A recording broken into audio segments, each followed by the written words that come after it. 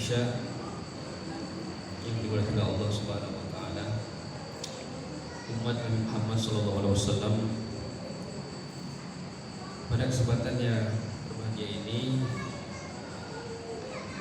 tentu salawat serta salam tidak lupa kita sampaikan kepada Rasulullah sallallahu alaihi wasallam, sebab beliau ini yang menjadi wasilah kita taqarrub ila Allah.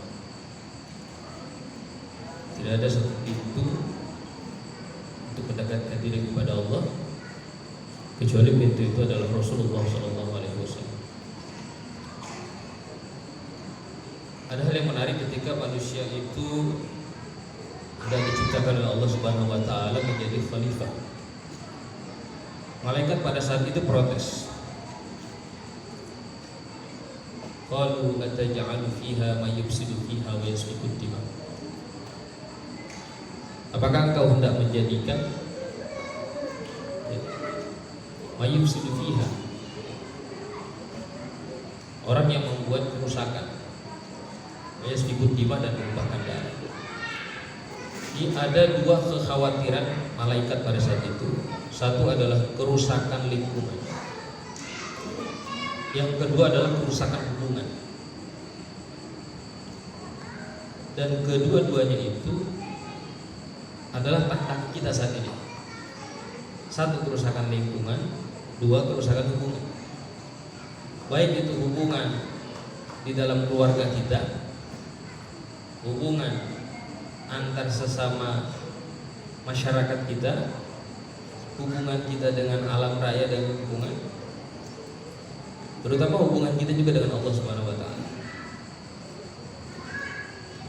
Dan rusaknya lingkungan serta rusaknya hubungan itu tidak terlepas dari ketidakmampuan kita untuk mengontrol diri, mengendalikan hawa nafsu. Berapa banyak misalnya hubungan suami istri menjadi renggang, retak, bahkan akhirnya berpisah lantaran ketidakmampuan untuk mengendalikan hawa nafsu, ketidakmampuan untuk mengelola emosi, ketidakmampuan untuk bisa menempatkan hal secara prioritas. Maka Syekh Mahmud Shaltut misalnya dalam bukunya Al-Islam Aqidah wa Syariah, kata beliau, puasa itu esensinya adalah membentuk kesabaran. Sabar itu, kata ulama, sabar dalam taat kepada Allah, sabar dalam menahan diri dari tidak berbuat maksiat, sabar ketika tertimpa musibah. Dan sabar ini, kata beliau, hanya bisa dilakukan kalau kita merasa diawasi oleh Allah. Maka puasa esensinya adalah membentuk karakter pribadi diri kita yang sabar, yang merasa diawasi oleh Allah. Dan orang yang sabar itu yang bisa mengendalikan hawa nafsu. Kenapa? Dia merasa diawasi oleh Allah. Maka dalam Al-Quran disebutkan orang sabar itu wabasyiru sabirin alladzina idza asabatuhum musibah qalu inna lillahi wa inna ilaihi raji'un. Inna lillahi wa inna ilaihi raji'un. Orang sabar itu adalah inna lillahi, kami milik Allah, wa inna ilaihi raji'un, kita ini akan kembali kepada Allah. Kalau kesadaran akan diri kita, hidup kita, bahwasanya semua yang kita miliki milik Allah, kesadaran itu tidak tertanam dan kita akan kembali kepada Allah. Kita tidak mengembalikan jiwa kita kepada Allah, kita tidak kembali kepada Allah. Hati kita masih lari-larian, hati kita masih mondar-mandir, jauh dari Allah. Maka puasa ini untuk mengembalikan hati kita supaya balik ke Allah, balik kepada Allah. Tanpa hati kita yang balik kepada Allah, bergantung kepada Allah, ar-ruju' ila Allah, maka kita tidak bisa menjadi orang yang sabar. Maka orang yang hafal ayat tentang sabar, ini banyak hafiz di sini, hafiznya. Orang yang hafal ayat tentang sabar belum tentu jadi orang sabar. Orang yang hafal hadis tentang sabar belum tentu jadi orang sabar. Maka kata Syekh Ma'mun Syatut, itulah kenapa puasa diwajibkan setiap tahun dan dilaksanakan hari demi hari selama 1 bulan. Itu untuk membentuk karakter sabar. Bagaimana bisa terdidik jiwa kita, menjadi bersih hati kita, karena selalu terkoneksi dengan Allah Subhanahu wa Ta'ala, sehingga aneka ujian, aneka cobaan itu bisa kita atasi karena kita punya jiwa sabar.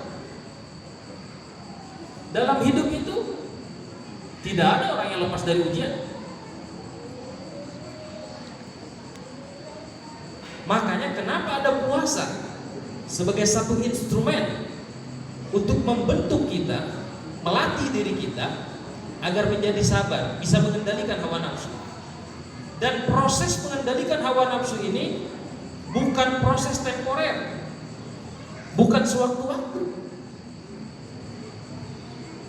Maka kenapa puasa ini ujungnya itu la'allakum tattaqun, agar kamu menjadi orang yang bertakwa. Dan takwa ini adalah salah satu ciri yang disebutkan di dalam Al-Quran, cirinya aulia Allah. Maka para wali-wali Allah itu mampu mengendalikan hawa nafsunya, dia mampu mengekang syahwatnya, dia mampu mengontrol emosinya dengan baik. Alladzina amanu wa kanu yattaqun. Ibnu Abbas dan Ibnu Mas'ud misalnya,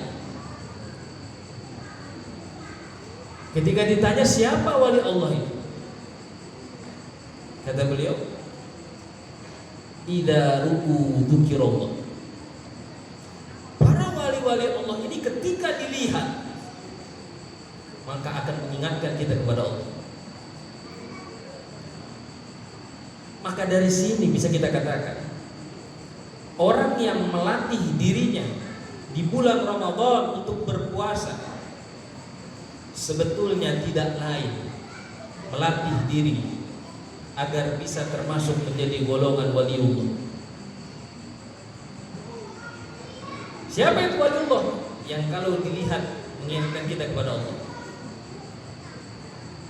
Maka kata ulama, waliullah itu yang kalau bicara menambah ilmu kamu, yang kalau kamu lihat amalannya, aktivitasnya mengingatkan kamu kepada akhirat. Bayangkan kalau bapaknya jadi waliullah, ibunya jadi wali Allah, anaknya melihat bapaknya, melihat ibunya, ingat Allah terus, ingat Allah terus. Masyarakat kita saling melihat tetangga ini jadi wali-wali Allah, maka semua akan bergelombang, berbondong-bondong saling mengingat Allah. Maka kata ulama, orang yang ghaflah dari zikrullah, lalai dari mengingat Allah, dia akan mudah terpedaya oleh setan sebagai godaan dari luar, faktor eksternal.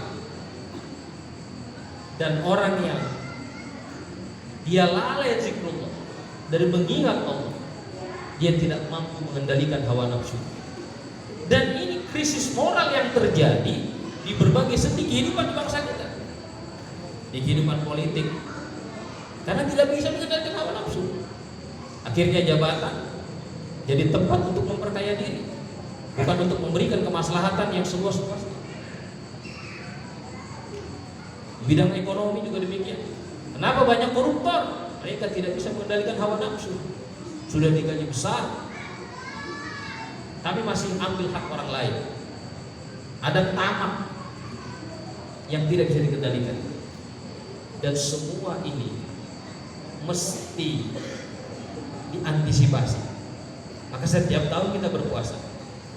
Kata Nabi, asyamu junnatun. Puasa itu perisai.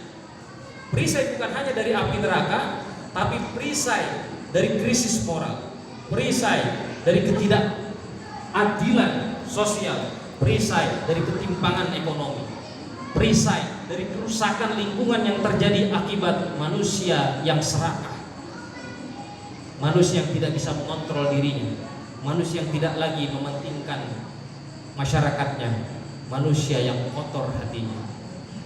Maka puasa untuk membersihkan jiwa kita, mendidik ruh kita, dan menjadikan kita pribadi yang sabar, sehingga kita bisa mampu mengendalikan hawa nafsu. Dan inilah yang dibutuhkan oleh kita di luar Ramadan, di semua aktivitas kehidupan kita.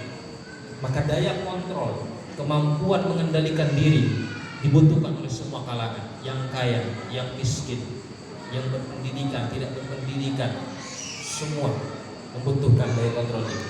Mudah-mudahan kita menjadi hamba Allah yang muttaqin, menjadi wali-wali Allah. Amin amin ya rabbal alamin. Wallahu a'lam bishawab. Wallahu muwaffiq ila thoriq. Assalamualaikum warahmatullahi